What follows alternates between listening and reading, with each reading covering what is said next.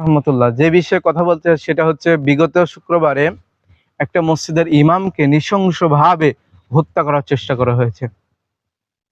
নৃশংসভাবে হত্যা করার চেষ্টা করা হয়েছে শুধুমাত্র সেই ব্যক্তির মতের বাইরে গেছে। শুধুমাত্র সেই ব্যক্তি যেই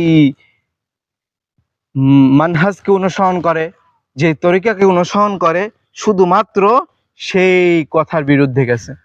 আপনি ভিডিওতে সেই কারণে শুধুমাত্র সেই ইমামকে, সেই মাদানী সাহেবকে হত্যা করার চেষ্টা করা হয়েছে, শুধুমাত্র তার মতের বাইরে গেছে।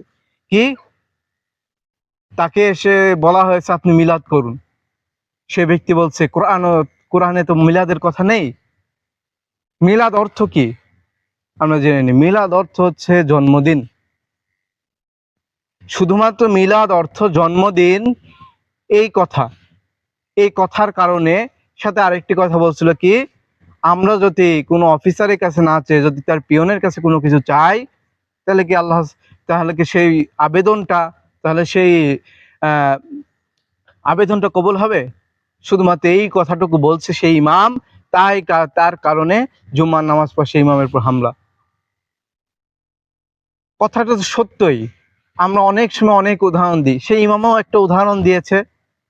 আমরা তো অনেক সময় অনেক কিছু বোঝানোর জন্য মানুষকে, কোনো নাস্তিককে বোঝানোর জন্য, কাউকে বোঝানোর জন্য অনেক উদাহরণ দিই।